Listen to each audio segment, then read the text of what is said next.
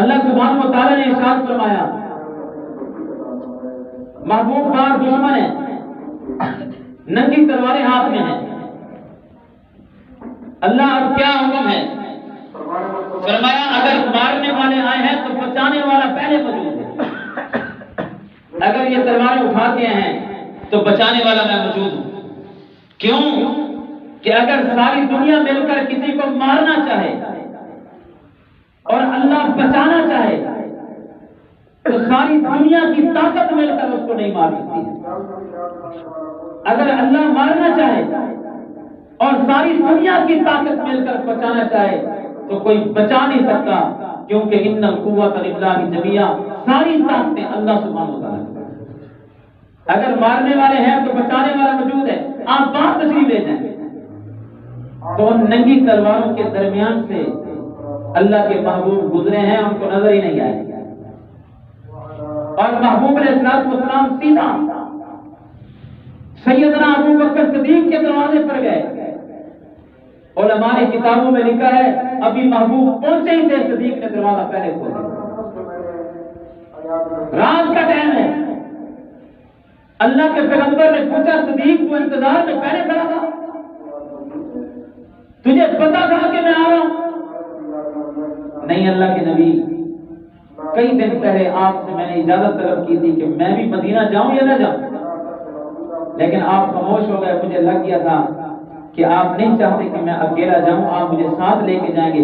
اس دن سے لے کر آج تک صدیق اکبر سویا نہیں، میں دروازے پہ کھڑا ہو رہا ہوں تاکہ محبوب آپ کو انتظار نہ کرنا پڑے۔ ساری رات انتظار کرتا ہوں کہ ہو سکتا ہے محبوب کب تشریف لائیں، اس دن سے لے کر آج تک صدیق سویا نہیں ہے۔ یہ ہے محبت، یہ ہے تابعداری، یہ ہے اطاعت۔ محبوب اندر تشریف لے گئے، اندر صدیق کا گھرانہ موجود ہے۔ محبوب نے فرمایا صدیق ذرا ان کو الگ کریں، رات کی بات کرنی ہے۔ اللہ کے محبوب علیہ السلام نے جب یہ بات کہی تو صدیق اکبر رضی اللہ تعالیٰ نے ابو بکر صدیق نے کیا بات کہی؟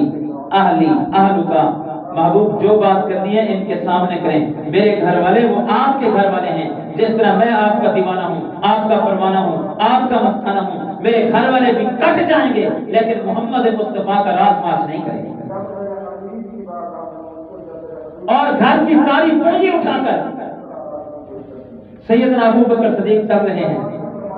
غلام ہے خبریں لا رہا ہے، بیٹا ہے وہ خبریں لا رہا ہے، بیٹی غار کے اندر جا کر کھانا پہنچا رہی ہے۔ سارا گھرانہ ابو بکر رضی اللہ تعالیٰ کا محبوب کا دیوانہ ہے، سارا گھرانہ۔ راستے میں چلتے ہیں، کبھی صدیق آگے کبھی پیچھے، کبھی دائیں کبھی بائیں۔ اللہ کے نبی نے پوچھا صدیق کبھی دائیں کبھی بائیں کبھی آگے پیچھے، کیا بات ہے؟ صدیق رضی اللہ تعالیٰ عنہ نے کیا کہا؟ اللہ کے نبی مجھے دشمن کا خطرہ ہوتا ہے، کہیں آگے نہ آ جائے میں آگے آ جاتا ہوں، کہیں پیچھے نہ آ جائے میں پیچھے آ جاتا ہوں، کہیں دائیں نہ آ جائے کہیں بائیں نہ آ جائے، اس لیے میں چاہتا ہوں میری جان چلی جائے لیکن میرے نبی پر آنچ بھی نہ آئے۔ چلتے چلتے وہ غار، آج کا نوجوان حاجی وہ بھی اوپر چڑھتے ہوئے گھبراتا ہے۔ بتانے والے بتاتے ہیں اگر کوئی طاقتور آدمی ہو تو 2.5 گھنٹے، وہ بھی سوچتا ہے کہ جاؤں یا نہ جاؤں، لیکن ابو بکر صدیق نے دیکھا اللہ کے پیغمبر علیہ السلام کے سامنے صدیق اکبر کیا عرض کرتا ہے، اللہ کے محبوب میرے کندھے پہ سوار ہو جائیں، میں برداشت نہیں کرتا کہ آپ خود چڑھ کر جائیں۔ محبوب علیہ السلام نے یہ دیکھا کہ یہ بھی تھکا ہوا ہے، میں بھی تھکا ہوا ہوں، محبوب نے انکار نہیں کیا، بیٹھ گئے۔ یہاں میں سوچنے لگا کہ اللہ کے محبوب تو رحمت للعالمین ہے، لیکن ابو بکر صدیق نے کہا محبوب میرے کندھے پہ سوار ہو جائیں۔ محبوب علیہ السلام جب سوار ہوئے تو میں نے سوچا کہ یہ کیا بات ہے، رحمت للعالمین نبی، تو میرے دل نے یہ جواب دیا محبوب اس لیے سوار ہوئے کہیں قیامت کا کوئی کافر نہ کہے ابو بکر نے کہا بیٹھ جاؤ، محبوب نے انکار کر دیا کیونکہ صدیق پر محبوب کو اعتبار نہیں تھا، بیٹھے اس لیے ہیں، لیکن میرا وجدان کہتا ہے اللہ کے نبی علیہ السلام نے اللہ سبحانہ و تعالیٰ سے عرض کی ہوگی اللہ یہ تو اپنا عشق ادا کر رہا ہے، اپنی محبت اپنی محبت ادا کر رہا ہے، میں بیٹھ تو اس لیے رہا ہوں تاکہ صدیق پر اعتراض نہ آئے، لیکن میں دعا کرتا ہوں اس کو ہمت بھی دے جو محمد کو اٹھا کر اوپر چلا جائے صلی اللہ علیہ وسلم۔ محبوب بیٹھے، بوڑھا ابو بکر صدیق غار تک لے گیا اور کہاں تک ہے حاجیوں سے پوچھیں، اور اللہ نے توفیق بخشی، صدیق اٹھا کر چلا گیا۔ صدیق کہتا ہے کہ میں جب نبی کو اٹھا کے جا رہا تھا، پہلے تو میں چل کے آ رہا تھا، تقریب ہو رہی تھی، جب محبوب میرے کندھے پہ آئے مجھے یوں لگتا ہے جیسے اللہ نے اٹھا کر پہنچا دیا۔ عشق تو ادا کرو۔ جب غار میں جانے کی باری آئی تو ابو بکر نے کہا محبوب ٹھہرے پہلے میں اندر جاتا ہوں۔ اندر گئے، غار کو صاف کیا اور دیکھا سوراخ ہے، اپنے کپڑوں کو پاڑ کر ابو بکر صدیق نے غار جو ہے وہ سوراخ بند کیے اور ایک باقی تھا اس پہ ایڑی رکھ دی۔ بیٹی کھانا پہنچا رہی ہے، بیٹا دودھ پہنچا رہا ہے، غلام خبریں پہنچا رہا ہے، سارا گھرانہ میرے پیغمبر کا غلام بن کے کھڑا ہے۔ اس لیے عام طور پر میں کہا کرتا ہوں کہ ہم نے آج تک اللہ کے پیغمبر کے عشق میں بنایا ہے، کوئی پیر ہے تو بنایا ہے، میں سب کا نہیں کہتا، اللہ والے بھی موجود ہیں، کوئی مولوی ہے تو بنایا ہے، سب نہیں، اللہ والے بھی موجود ہیں، لیکن میں اکثریت کی بات کر رہا ہوں۔ ہم نے آج تک بنایا ہے، آج تک ہم نے توڑا ہے، فلاں کے پاس موٹر سائیکل ہے، پھر گاڑی آ گئی، پہلے اپنے رہنے کا مکان نہیں، آج کوٹھی بن گئی، میں نے آپ نے آج تک بنایا ہے، لیکن صحابہ وہ ہیں جنہوں نے نبی کے عشق پر لگایا ہے۔ تو اور میں بنا کے آئے ہیں، صحابہ اکرام لگا کے آئے ہیں، ان کے پاس تو کچھ نہیں بتا، فوت ہو گئے، کہنے لگے مجھے پرانے کپڑے میں دفن کر دینا، یہ نیا کپڑا مدینہ کے مسکینوں کے کام آ جائے۔ میرے بھائیوں جب تک تابع داری نہیں تب تک ہماری کوئی چیز قبول نہیں۔ ہم خود بھی ایسے کچھ کام کرتے ہیں جس میں اللہ کے نبی کی نافرمانی ہوتی ہے، جن کاموں کو ہم برائی نہیں سمجھتے۔ میں آپ سے پوچھتا ہوں ایمانداری سے بتائیں کتنے مسلمان ایسے ہیں جو کلمہ پڑھنے والے ہیں لیکن انہوں نے داڑھی رکھی ہوئی ہے؟ مجھے بتائیں کیا یہ بھی نافرمانی ہے یا نہیں ہے؟ کسی کا دل توڑنا، کسی پہ اعتراض کرنا نہیں ہے، لیکن یہ بتائیں یہ بھی پیغمبر علیہ السلام کی نافرمانی ہے یا نہیں ہے؟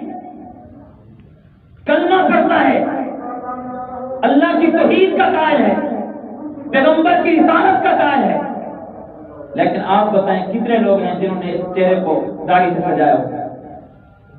بہت بڑا گناہ ہے یہ بھی نبی علیہ السلام کی نافرمانی ہے۔ بننے سے پہلے مسلمان توبہ کرنا۔ سب سے زیادہ خوبصورت چہرہ اللہ نے کائنات میں بنایا ہے تو وہ محمد مصطفیٰ صلی اللہ علیہ وسلم۔ کتنے مسلمان ہیں؟ اللہ کے نبی علیہ السلام نے فرمایا خالف المشرکین او فرقوها وقت الشمائل، فرمایا لوگوں مشرکین کی مخالفت کرو، اپنے چہروں کو داڑھی سے سجاؤ، مونچھیں چھوٹی کراؤ، مخالفت کرو مشرکین کی۔ لیکن آج دیکھیں ہم تعریف بھی کریں گے، جلسے بھی کریں گے، محفل نعت بھی رکھیں گے، لیکن رکھنے والا ایسا ہوتا ہے جو نبی کی سنت سے دور ہوتا ہے۔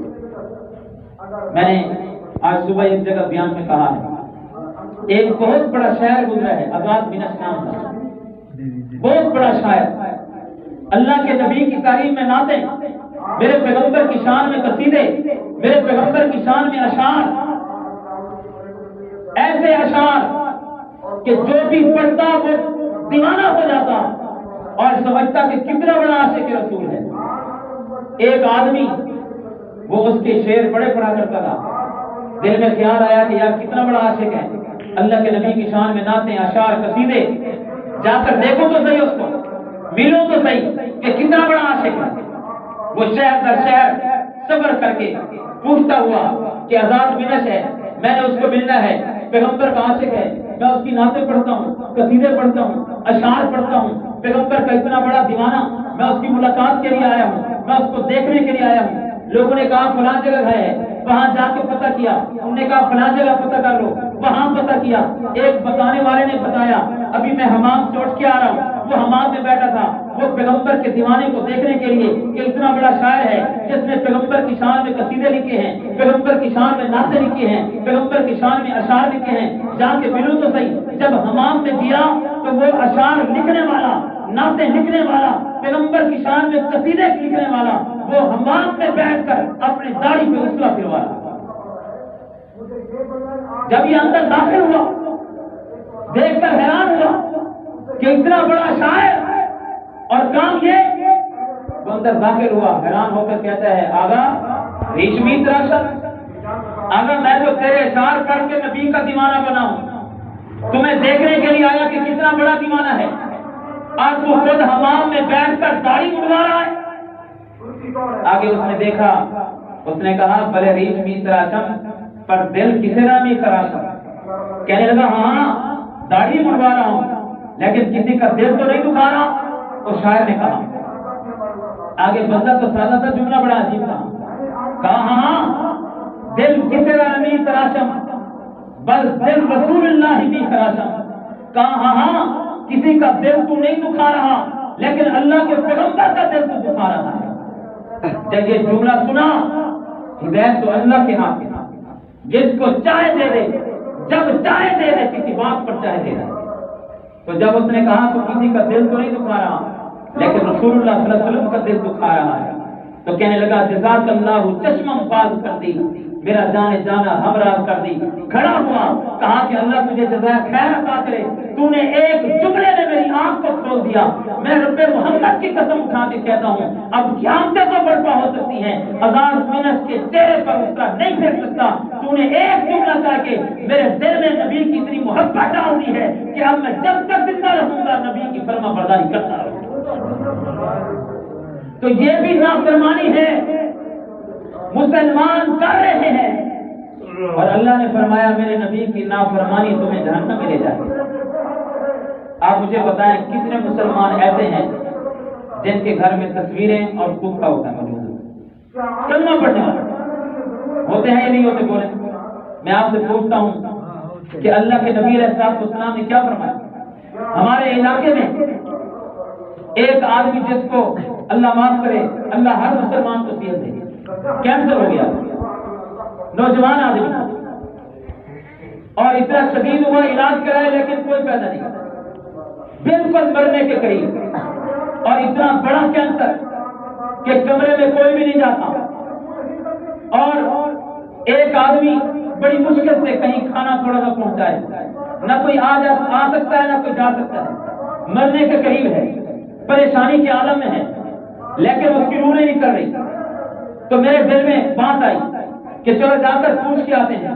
اس کے گھر میں پہنچے، میں نے کہا میں جو ہے عیادت کرنی ہے، انہوں نے کہا اندر تو کوئی نہیں آتا جاتا لیکن آپ مولانا صاحب ہیں، چلو دعا کر دیں گے، آپ کے لیے جانے کی اجازت ہے، موت کے قریب پڑا ہے، کئی دنوں سے مشکل حالات چل رہے ہیں۔ جب میں اندر داخل ہوا، لائٹ جل رہی تھی، میں نے اوپر آنکھ اٹھائی، ایک طرف بڑی تصویر پیر نصیر الدین شاہ صاحب کی، ایک پیر مہر علی شاہ صاحب کی، ایک جناب کسی اور بزرگ کی، پورا کمرہ اتنی بڑی بڑی تصویروں سے وہ سجا ہوا ہے۔ میں نے دیکھا، قریب بیٹھ کر میں نے کہا بھائی آپ موت کی کشمکش میں ہیں، اللہ تعالیٰ آپ کو صحت کاملہ عاجلہ عطا فرمائے، کیونکہ بندہ لوگوں کی نظر میں اگر مریض اتنا ہوتا ہے لوگ کہیں گے بچتا نہیں ہے، لیکن اللہ اگر بچانا چاہے دنیا کی کوئی طاقت نہیں، کیونکہ ہماری نظروں میں ایسے لوگ موجود ہیں، ڈاکٹر کہتے ہیں گھر لے جاؤ جناب یہ اب بچتا نہیں ہے، اس کی خواہش کوئی ہے تو پوری کرو، ہماری نظر میں لا علاج ہو چکا ہے، لیکن آج بھی دیکھتے ہیں وہ چل رہا ہے۔ اللہ بتاتے ہیں جہاں پر تمہاری صحت فیل ہو جائے، جہاں پر ڈاکٹر فیل ہو جائے، اگر میں بچانا چاہوں تو دنیا کی کوئی طاقت مار ہی نہیں سکتی، جس کو مارنا چاہوں تو بچا نہیں سکتی۔ میں نے کہا اللہ آپ کو صحت عطا فرمائے، یہ کیا ہے؟ کہنے لگا یہ بزرگوں کی تصویریں ہیں، ہو سکتا ہے ان کی کوئی شفقت ہو جائے اور میں ٹھیک ہوں۔ میں نے کہا اللہ کے بندے، اللہ کے نبی نے فرمایا ان الملائکۃ لا تدخل بیتا فیہ کلب ولا تصویر، اس گھر میں رحمت کے فرشتے آتے ہی نہیں جس گھر میں تصویریں ہوں یا کتا ہو، اور تو تصویریں لگا کر کہتا ہے کہ میرے اوپر اللہ کی رحمت ہو جائے، یہ کبھی نہیں ہو سکتا۔ پہلے ان کو ہٹا، اللہ سے دعا کر، انشاءاللہ اللہ کی رحمت شامل حال ہو جائے۔ یہ مسلمان تصویریں رکھتے ہیں، گھروں میں نہیں رکھتے۔ بولو اللہ کے نبی نے منع فرمایا ہے، رحمت کے فرشتے نہیں آئیں گے۔ اور کئی جگہ پہ ایسے ہوا ہے کہ بہت ہی کش مکش میں ہے، تصویریں لگائی ہوئی۔ میں نے کہا بھائی تو میرے سامنے نہیں، لیکن مجھے پتہ چلا کہ اس نے ہٹوا دی تھی۔ اللہ سبحانہ وتعالیٰ نے، کیونکہ موت کی کش مکش میں پڑا تھا، اور اللہ سبحانہ وتعالیٰ نے رحمت فرمائی، تو اس لیے یہ مسلمان رکھتے ہیں اور پھر کہتے ہیں ہم اللہ کے نبی کے عاشق ہیں۔ گھروں میں کتے پالے، کتا سانس سوتا ہے، ماں باپ کو کھلانے کے لیے کچھ نہیں، لیکن کتوں کو کھلانے کے لیے اپنی ساری جمع پونجی کھلا لیتا، سوتا ساتھ ہے، اس کو اٹھاتا ہے، اتنی خدمت کرتا ہے۔ اللہ کے نبی نے فرمایا گھر میں رحمت کے فرشتے نہیں آتے۔ جبرائیل نے آنے کا وعدہ کیا، محبوب انتظار میں ہیں، لیکن جبرائیل نہیں آتے، محبوب انتظار میں ہیں، پریشان ہیں۔ اب میں ایسے صدیقہ طیبہ طاہرہ نے پوچھا محبوب آپ پریشان کیوں ہیں؟ پر میں پہلے تو ایسا کبھی نہیں ہوا، جبرائیل نے جب وعدہ کیا آئے، لیکن اب وعدہ کیا ہے آئے کوئی نہیں، میں انتظار میں بیٹھا ہوں، پتہ نہیں کیا بات ہے۔ محبوب پریشانی کے عالم میں کافی دیر گزر گئی، آپ نے فرمایا عائشہ دیکھو تو صحیح کوئی چیز ہے تو نہیں۔ حضرت عائشہ رضی اللہ تعالیٰ نے دیکھا اندر کتے کا چھوٹا بچہ وہ نیچے بیٹھا ہوا ہے۔ محبوب نے فرمایا وہ یہ کہاں سے آیا؟ امی ایسے صدیقہ طیبہ طاہرہ نے عرض کی محبوب مجھے بھی پتہ نہیں، فرمایا اس کو جلدی نکالو۔ جب نکالا گیا جبرائیل اسی وقت آ گئے۔ محبوب نے پوچھا جبرائیل دیر کیوں ہوئی؟ فرمایا اللہ کے پیغمبر اللہ سبحانہ وتعالیٰ کی طرف سے ہمیں اس گھر میں اجازت نہیں جس میں تصویر یا کتا کھڑا ہو، میں اس لیے باہر رکا رہا۔ ان الملائکۃ لا تدخل بیتا فیہ کلب ولا تصویر۔ آج مسلمان ہے گھر میں تصویریں ہیں، مسلمان ہے گھر میں کتا ہے، بتاؤ یہ بھی پیغمبر کی نافرمانی ہے یا نہیں ہے؟ پھر کہتے ہیں گھر میں رحمت نہیں آتی، برکتیں نہیں آتی، کرتے ہیں یا نہیں کرتے یہ نافرمانی؟ اس لیے آج سے یہ عزم رکھو، اگر کوئی تصویریں لگی ہوئی ہیں ان کو ہٹا دو، پھر دیکھو اللہ کی رحمت کیسے گھر میں آتی ہے، برکتیں کیسے آتی ہیں۔ اس لیے صرف نافرمان وہ نہیں جو عقیدے کا نافرمان ہو، عملی طور پر بھی مسلمان اللہ کے پیغمبر کے نافرمان۔ آپ یہ بتائیں کتنے مسلمان ایسے ہیں جن کی سلواریں ٹخنوں سے نیچے ہوتی ہیں یا نہیں ہوتی؟ بولے آج کل تو فیشن ہے، سلواریں ٹخنوں سے نیچے، یہ بھی پیغمبر علیہ السلام کی نافرمانی ہے بھائی۔ اللہ کے نبی نے فرمایا ما اسفل من الکعبین من الازار فی النار، فرمایا جس آدمی کا تہبند ٹکنے سے نیچے رہا، جتنا نیچے رہے گا وہ جگہ جہنم کے اندر چلے گا۔ یہ بھی نافرمانی ہے یا نہیں ہے؟ آپ علامہ ابن حجر جن نے بخاری شریف کی شرح لکھی ہے فتح الباری، یہ وہ آدمی ہے جن کو 1,00,000 حدیثیں ما سند یاد تھی اور اتنا بڑا کام کیا۔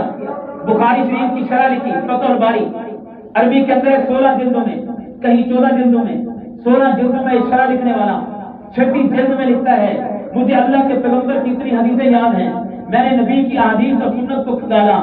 فإن الظاہر الحدیث تستدل علی الحرام الاستدلال، وہ کہتے ہیں 6 جلد کے اندر میں نے جتنی حدیثوں کو جمع کیا، خلاصہ کلام یہی نکلا کہ اپنے تہبند کو ٹخنوں سے نیچے لٹکانا یہ حرام ہے، اللہ کے پیغمبر علیہ السلام نے منع کیا۔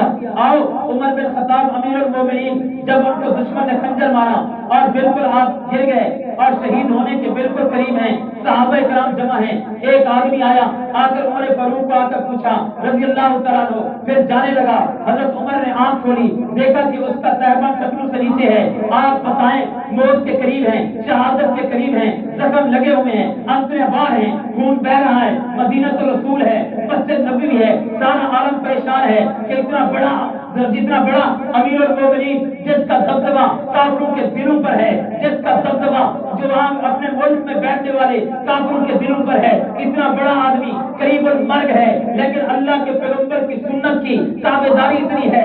آنکھ کھولا دیکھا نوجوان جا رہا ہے, ان کا تہبند ٹخنوں سے نیچے ہے. فرمایا اس کو بلاؤ. جب بلا کر لایا گیا تو اسی وقت امیر المومنین نے اس کو یہ حدیث سنائی. کیا تم نے پیغمبر کا یہ فرمان نہیں سنا, ما اسفل من القاعدین من الازار فی النار. تجھے پتہ نہیں کہ پیغمبر نے فرمایا جس کا تہبند ٹخنے سے نیچے ہوا وہ حصہ جہنم میں جائے گا.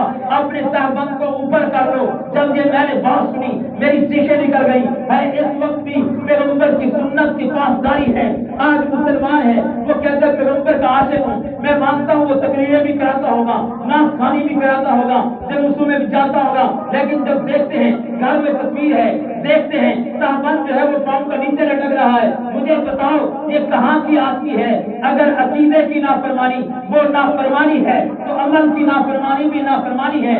آؤ آج سے عزم کرو, نہ عقیدے کے نافرمان بنیں گے نہ پیغمبر کے عمل کے نافرمان بنیں گے. اور اس میں حکمتیں کتنی ہوں گی, اس کو چھیڑنے کا وقت ہی نہیں ہے. جو کچھ میرے اور تیرے پیغمبر نے ہمیں فرمایا وہ ہمارے لیے دنیا میں بھی بھلائی ہے, آخرت میں بھی بھلائی ہے. کرتے ہیں نہیں کرتے بولو انشاءاللہ. اور مسلمان نوجوان گانے سن رہا, گھروں کے اندر دیکھو, کیا اللہ کے نبی نے منع نہیں فرمایا؟ ان الغنا فرمایا یوقت النفاق فی القلب کما یوقت الماء الزر. حدیث سنو, اللہ کے پیغمبر علیہ السلام نے فرمایا کہ جو گانا ہے وہ دل میں منافقت کو ایسے پیدا کرتا ہے جس طرح پانی کھیتی کو پیدا کرتا ہے. عبداللہ بن مسعود رضی اللہ تعالیٰ فرماتے ہیں, فرمایا الغنا رقیۃ الزنا. فرمایا لوگوں گانے سننے والوں, جو گانا سنتا ہے وہ بے حیائی کی طرف ڈوب جاتا ہے. مسلمان آج دیکھو اگر گاڑی جا رہی ہے تو گانے چل رہے ہیں, مسجد کے قریب ہے شادی ہے تو گانے چل رہے ہیں. بیچارہ امام صاحب نمازی کہہ رہے یار نماز کے وقت تو بند کر دو, لیکن دیکھنے کے لیے ہے بڑا مسلمان. لیکن آپ بتاؤ جس کے گھر میں گانے چلیں, جس کے گھر میں فلمیں چلیں, وہ اپنے آپ کو عاشق رسول کہہ سکتا ہے؟ آپ بتاؤ. ہمارے یہاں ایک شادی ہوئی, ایک مہینہ پہلے گھروں کے اندر ٹیگ لگ گئے, شادی ہے, مسجد میں نماز کا وقت بند نہیں کرتے, تہجد کے وقت اللہ پاک کی رحمت فرماتی ہے ماں جو مانگے گا میں دینے کے لیے تیار ہوں. بخشش مانگ, گناہ مانگ کر دوں, رزق مانگ کر رزق کے دروازے کھول. 2 بجے گانے چل رہے ہیں, شادی ہوئی, شادی کا دن آیا, مکان بنے, روغن ہوئی, نمازی تنگ ہیں, مسلمان تنگ ہیں, ساری رات چلا رہے ہیں. یہ ہمارا ایک بیٹا ہے, لوگوں نے منع کیا, منع نہیں ہوئے. شادی کا دن آیا, مکان بن گئے, چہرہ سج گیا, برات روانہ ہوئی, مولوی صاحب ہے, نکاح پڑھ دیا گیا, برات واپس آ گئی, رات کا ٹائم ہے. آگے تھوڑی دور رہ رہے تھے, گھر فون کیا, جی دروازے کھول دیجئے برات قریب ہے. انہوں نے دروازے کھول دیے کہ برات آ گئی, استقبال کے لیے آگے کھڑے ہوئے. لیکن اللہ سب مسلمانوں کی حفاظت کرے, ایسی جنگ ہوا اور جس میں دلہا تھا دلہن تھی, دونوں کے دونوں ہلاک ہو گئے. جس گھر میں برات پہنچی تھی جنازے پہنچے. اللہ کی بغاوت مت کرو, بغاوت کر کے تم کو ہم خوش رہیں گے, یہ کبھی نہیں ہو سکتا. میرے نبی نے تو کانوں میں انگلیاں لے لی, چھوڑ دی, گھنٹی کی آواز آ رہی. صحابہ کرام سے پوچھا بتاؤ آ رہی ہے؟ جب بند ہوئی تو اپنی انگلیاں مبارک باہر نکال کر فرمایا الجرس مزابیر الشیطان, یہ گھنٹیاں, یہ باجے, یہ تو شیطان کی گھنٹیاں باجے ہیں, اس لیے جو ان کو سنتا ہے بے حیائی کی طرف ڈوب جاتا ہے. آج اپنے آپ کو دیکھو, گانے سنیں, ہم عاشق رسول ہیں. ایک جگہ پہ میلاد ہوئی ہمارے ہاں, ایک دن نعتیں پڑھی گئی, علماء تقریر کی.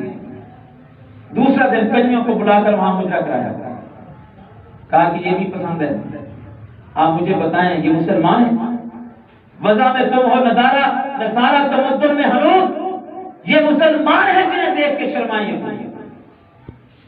ایک مستند عالم نے اپنی کتاب میں یہ واقعہ لکھا ہے کراچی کے. وہ کہتے ہیں ایک جگہ سے جا رہے تھے, دیکھا ایک ٹینٹ لگا ہوا ہے, لوگ اندر جا رہے ہیں, دیگیں پکڑی ہیں، آماگامہ ہے۔ میں نے پوچھا یہ کیا ہے؟ لوگ بڑے وضو کر کے کوئی پگڑی کوئی ٹوپی پہن کے اندر داخل ہو رہا ہے، کیا ہے یہ؟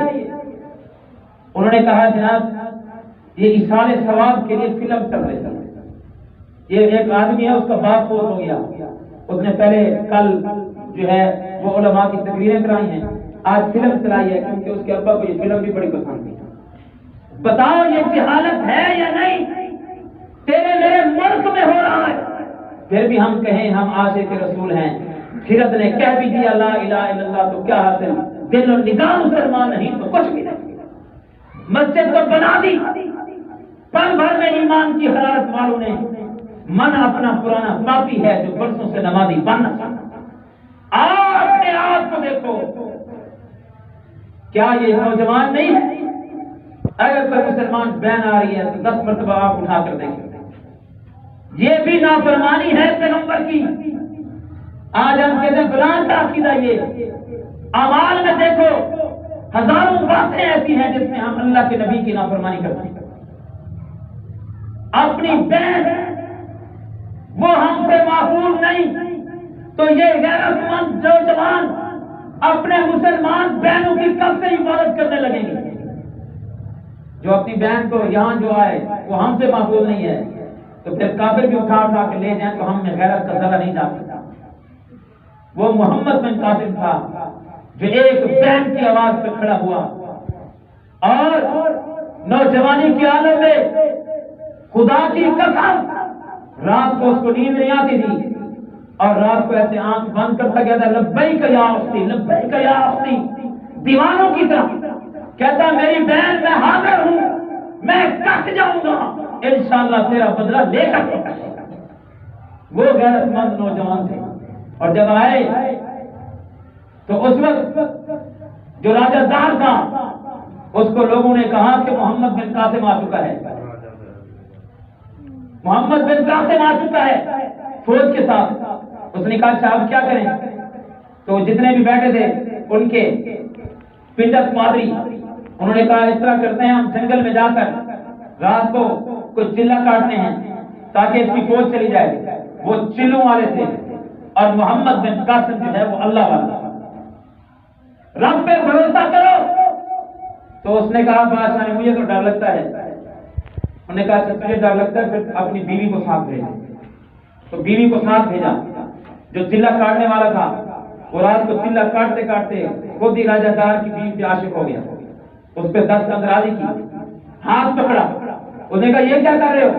تم تو آئے ہو چلہ کرنے کے لیے۔ انہوں نے کہا وہ چلہ جہاں جائے تمہارا ملک جہاں جائے یہ راجہ دار جہاں جائے مجھے تو تیری عزت پسند ہے۔ اور جب اس پہ ہاتھ ڈالا اس عورت نے چیخ ماری، کہا ہے کوئی جو میری عزت کو بچائے؟